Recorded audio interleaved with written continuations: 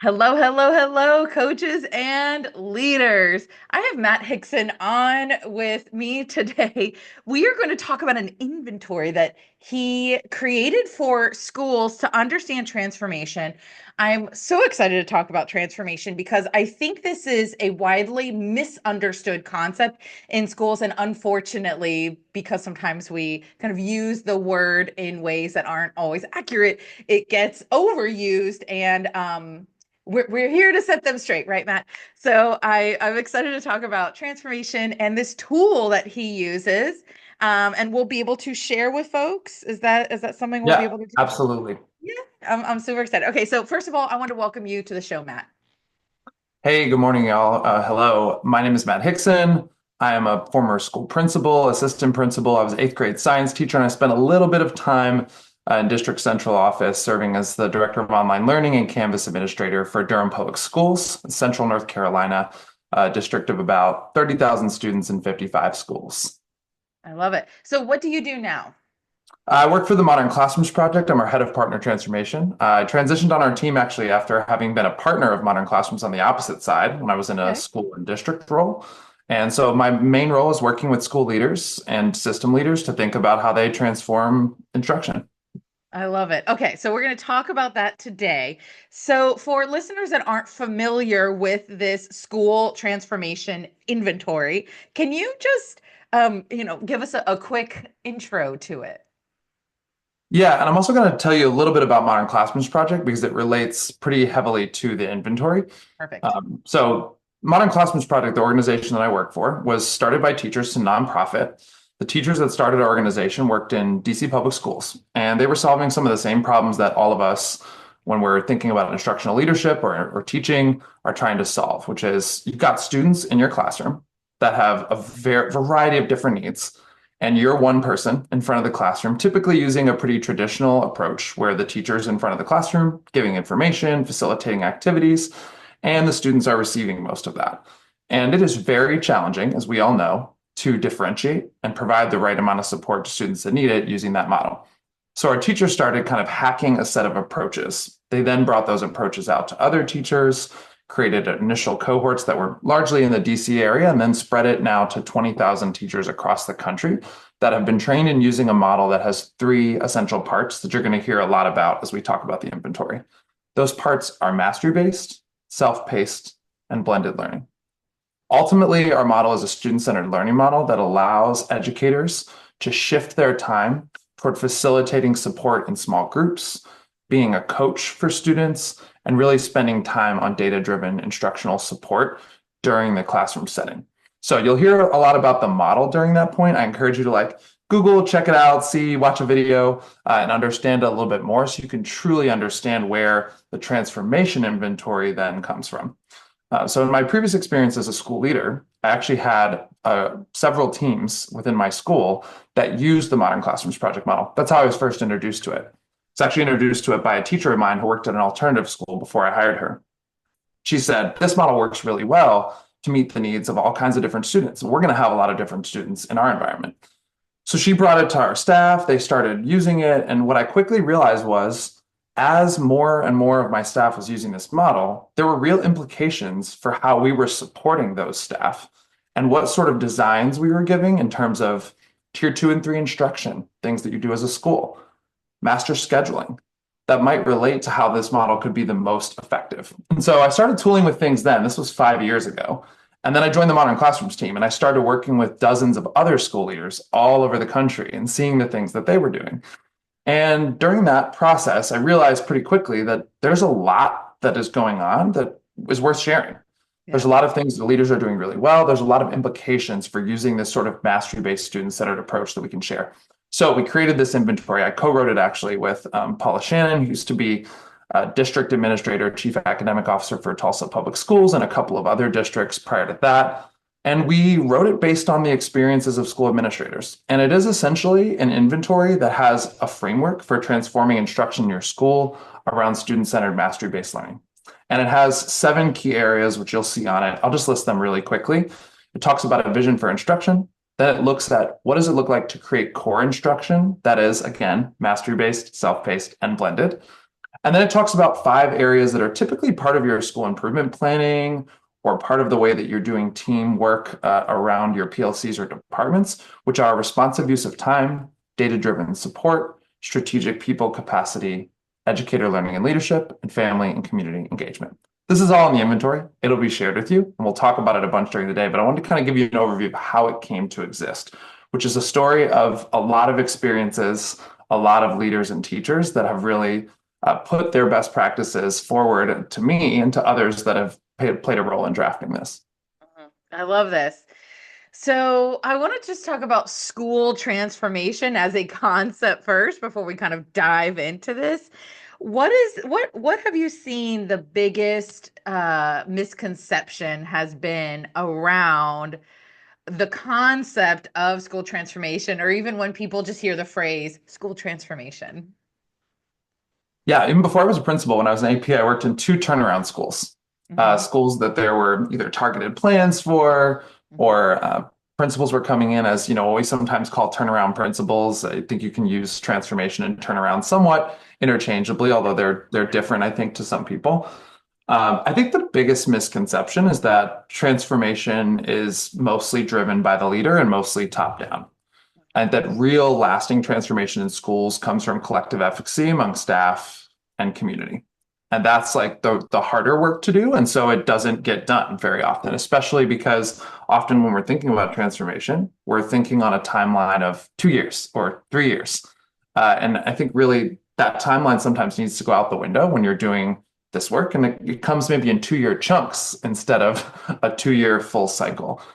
So I think that top-down bit is huge, and I think we also want to see transformation move away from this idea that kind of everything has to be all planned out in this linear strategic plan where we go from point A to point Z. We know it at the beginning, we know exactly where we're going at the end, and we're just going to follow the plan along the way, and that's going to work.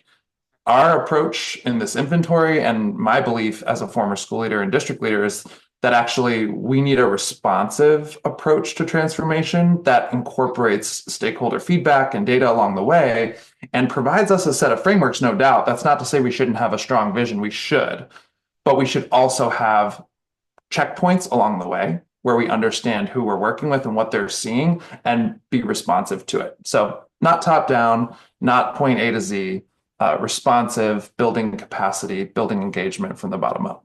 Yeah. It's so interesting because and what you described was situational leadership, right? To use the academic terms, right? This concept that leadership isn't just a set of skills or a set of like steps at all. It's responsive, right? That when different situations arise, we actually know how to respond versus just this kind of just follow A to Z. And I love that you named that. And one of the things I have a lot of experience in is transformational leadership. And and it's like when we use the root word transform, right? We're talking about the same thing, whether it's about leadership or about how a school's operating. And a compliance driven culture can never can never be transformation. They're I don't know how I'd call them opposites, but they certainly don't go together, right?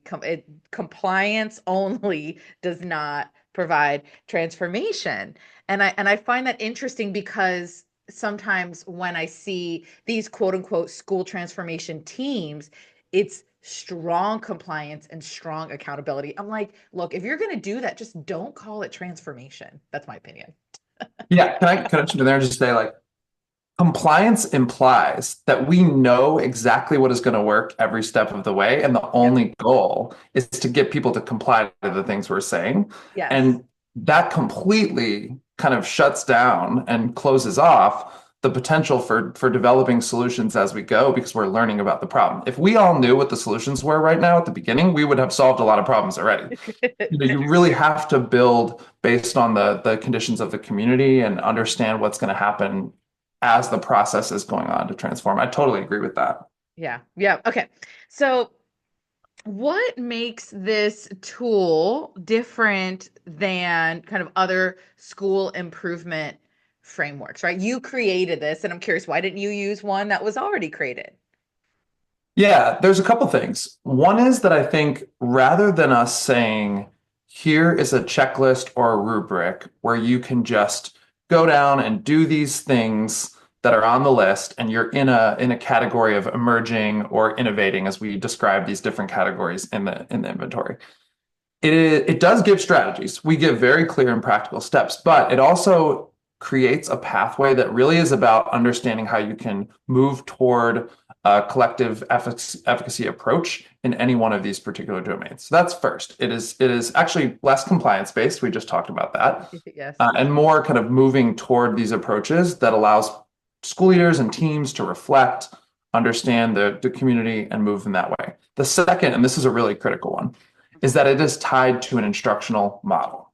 Mhm. Often, what I think we do is we'll do these kind of school transformation approaches, or we'll collect an inventory, or we'll use a idea and a concept, and it implies an instructional model, or we think that maybe it has an instructional model attached to it, and really it doesn't. And so we have a very powerful instructional model. It's been tested tens of thousands of teachers over, that is tied to this inventory that allows you to say, okay, let's use this model that teachers can really gain tangible skills and use in the classroom, and then let's see what are the implications for it across our system and how we transform the system. Mhm. Yeah, and I love I'm curious about reflection, right? Because you said, we kind of implement and we do this reflection. And I'm thinking about building collective efficacy, right? And you and I were talking about this earlier, this like magical term that we talk about because John Hattie was like, "Hey, there's a large effect size." And I was like, "Ooh, we love talking about this term." And we don't often talk about how to build it. And reflection is a huge part of it. And I find that largely underutilized in schools. I'd love to hear what reflection looks like when you're utilizing this framework in schools.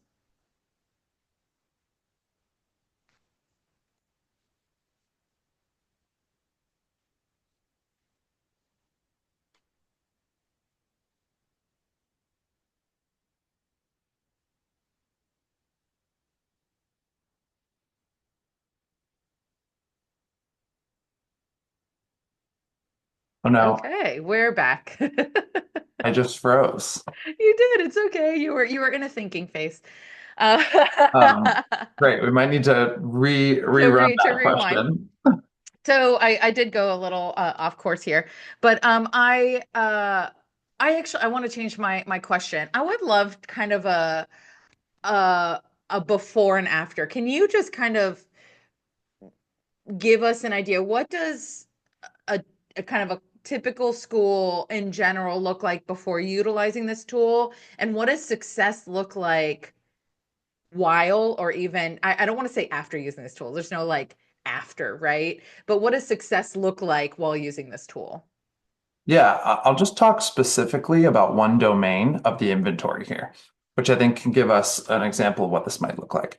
So I'm going to use the one that everyone kind of is familiar with, which is core instruction. In our inventory, we say mastery-based, self-paced, and blended core instruction because those are the parts of that model that I was just talking about. What schools will typically do is we start out, most schools that I work with, right? They kind of have teachers doing a wide variety of things. They might have previously done some professional learning on blended learning or personalized learning, and they might be using some of those strategies. But there's a pretty wide variety across the school and often no school-wide approach to like, this is what we're doing with instruction here at our school. Some teachers will start tooling with the approaches of Modern Classrooms Project, which are essentially a model where you use these bite-sized assessments to guide student progress based on mastery. And so some students will be on different lessons based on their level of mastery. You're using blended learning to facilitate that and essentially clone the teacher so that they can be working with small groups and in one-on-one. And so teachers will start kind of working with this model. We call it learning the MCP model and setting a vision for your community in the emerging phase, right? You're learning, you're experimenting with what teachers are seeing. Then leaders, excuse me, will start highlighting excellent practice. They'll do instructional rounds and bring teachers through to see each other's classrooms and start seeing like, what are we doing that is similar? What are we doing that's different? Maybe someone interpreted the professional learning we did around Modern Classrooms project differently than someone else. And so we start having reflective conversations then as a staff around how are we leveraging this? What's working? What's not working? And then usually I will then kind of design and co-lead a process with that leader to bring together some version of their teaching and leadership staff to have an instructional leadership conversation wherein they start to narrow down what components of the model are core practices for their school based on their students' needs, based on the capacity of their staff, and based on what other kind of initiatives, professional learning approaches, curriculum that they have in place. And then out of that, we create a playbook that says, hey, this is specifically what our core practices are. And then a layer deeper, what do we need to codify, clarify, and create? I like to say codify is stuff that needs to go in expectations. Clarify is like stuff I tell you in a newsletter or like update you on because there are things you need to know. And then create is like spaces, templates, ways to think about this that I'm just giving you and handing to you as a teacher.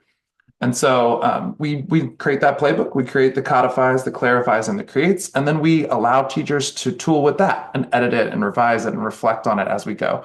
And typically, what that ultimately results in is sort of a school-wide instructional model. And teachers then can not only rely on that instructional model to give them a sense of where I want to go when I'm making decisions about what to do in my classroom, they can also use that instructional model as sort of common language and a framework to continue those reflective conversations in their PLCs and departments. I think that's really useful and just a good example of how this inventory is put into place. I love that. And I love your three C's there, the codify, clarify, and create. And it, Useful. I think I want to name one of the things that you're saying that's so, so, so important, which is what the school says is good teaching.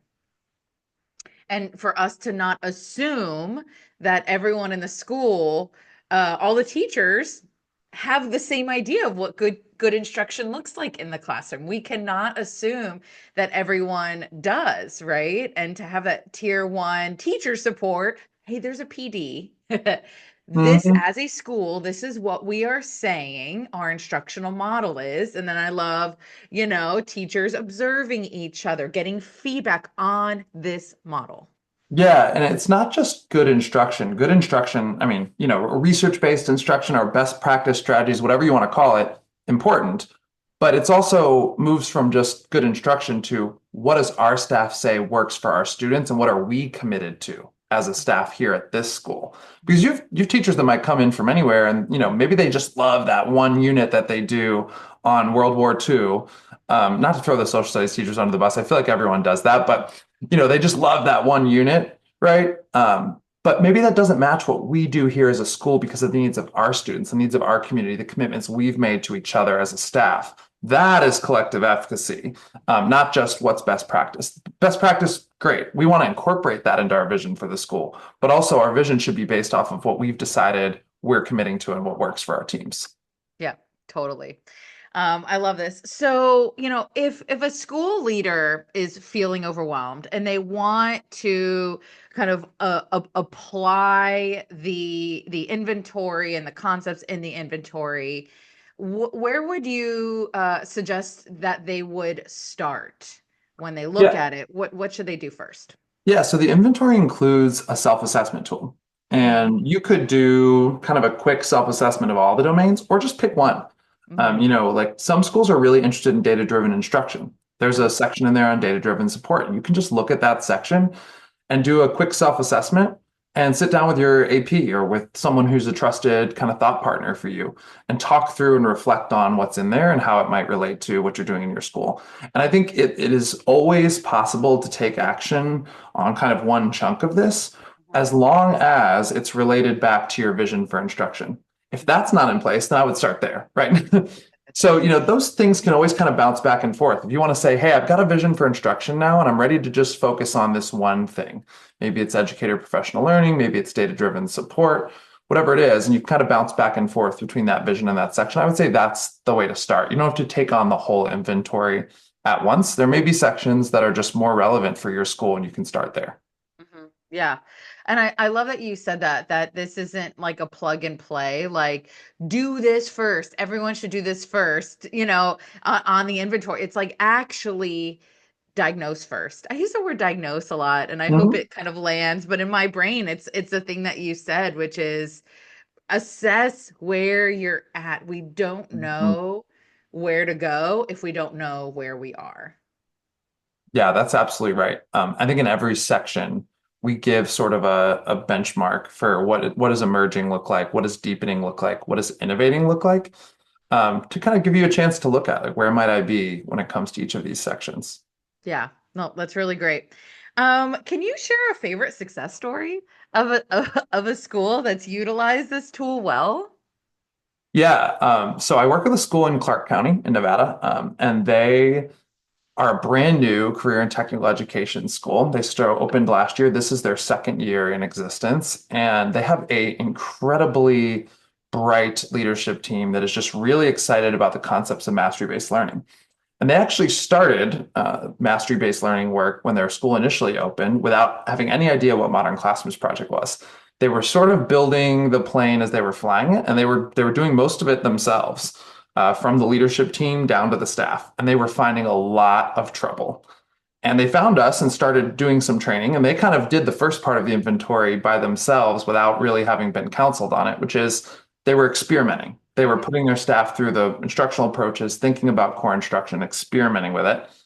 And then we started working together, and we realized pretty quickly that their staff had all sorts of questions about like, how do we do this with grading? When do we cut off certain units? Do we go back and provide students additional support that didn't master this lesson or that lesson based on their mastery check data? So now we know so much more and we have so much more of a common language that we're having these conversations in the hallway all the time and in PLCs and departments. And so we started working with them to like really iron that out. And now they have a very comprehensive framework for staff. And when they're hiring people now, which they're actually scaling up their school because they're a school that's growing each year a little bit, as they're hiring new staff, they're presenting that to staff in the interview process up front, Yeah. helping make sure that the people that they're hiring have the right competencies and mindsets and are excited about buying into the work that their staff has already been building. So it's just a good example of because they've had these anchoring approaches and because they have kind of done the process somewhat because of our doing, but also somewhat because they're just like really smart leaders and have done some of this thinking themselves, they've been able to respond to the needs of their staff and community and build something really powerful that aligns with their vision more broadly for the school, which is they want to be a place where students can come and get career ready skills and move at a pace that makes sense for them and get the right support, and see their teachers largely as facilitators to get them on the journey from ninth grade day one to I can generate revenue as a person out in the world. They have a really compelling vision. And so what they've done with our model, I think, is really neat. I love that. And I want to name something that I think doesn't often get talked about, which is hiring practices. How this inventory can actually impact who gets hired as a good fit when you know what your not only what your vision is, but how you're getting there. You can start looking at candidates, not just for I recently had a school leader that I work with do this for his school where he was like, I was just hiring people with great experience and like seemed like generally good teaching, right? And then he was battling some of them to fit into the model of the school, the pedagogical model of the school. And he finally this year he's like, Becca, I have changed how I interview. He's very bummed. And I love how this inventory can help school and district leaders clarify that so that we are getting the right people on board, not just any people. Yeah, as you go through the process, you build more and more clarity. Again, getting toward that collective efficacy means building clarity in your staff around what you have committed to, what we do here, and how that shows up in all sorts of different areas of our work. And so the more you get clear on that, the more that you it shows up in your work, the more you're able to then quickly describe that to somebody else, whether it be an external stakeholder, a parent, someone in your community, but also to people you might want to hire. So I Yeah. think it's useful in a lot of contexts. That same skill set where it kind of springs from is really useful across a lot of contexts. Hiring is one of them, but it's also useful to communicate out to other stakeholders. Yeah. So we have to wrap up. This has been so interesting learning about your inventory, and I'm excited to share this with everyone. But I'd love you to share one concrete thing. The folks listening to this episode, what's one thing after listening that they can leave this episode and, go back into their school and do differently? Yeah, I think the one thing I would say is don't assume that instruction across your school building has been fully audited and kind of built out from the needs of your community. I think a lot of people, me included at points, walk into a school leadership role or instructional coaching role, and we have a lot of assumptions about what instruction should look like and what's happening. And we don't really go through the process to like bring our staff in, experiment with different things, and create that instructional framework that works for us and continue to tool with it. So I would say number one is like do instructional work that is not just like, hey, we're going to talk about this one professional learning and monitor this strategy over a couple of cycles, but really get tighter and closer together as a staff on what we believe can work for students. And, preferably in my mind, I think do that in a way that ultimately is about student-centered and mastery-based learning. I think that's what we care about at Modern Classrooms Project. I think that I've seen schools be tremendously successful at meeting the needs of students doing that. It all starts with your vision for instruction and how you bring your staff together to shape it. I love this. I love this so much. Well, thank you so much for sharing your approach to school transformation as actual school transformation. If folks want to learn more about Modern Classrooms Project and what you do, where can they find you and the work? Yeah, you can find the work at modernclassrooms.org. We can connect with you in a number of ways there. You can find me there. You can email me at matthew.hickson@modernclassrooms.org. I'm sure we can include that in the show notes and send out the inventory as well. One more thing for everyone, you can also join us. We have a free open to leaders virtual summit that happens every summer. So it's coming up. It's timely now that we're having this conversation. You can join us every summer. You can go to modernclassrooms.org/leadership dash collaborative. The Leadership Collaborative is the name of it. You can also just, I'm sure, search it and join us and learn more and jump into a really powerful network of school leaders that are doing a lot of this across the country. I love this. Well, thank you so much for sharing this with everyone. Thanks, Becca. I appreciate it.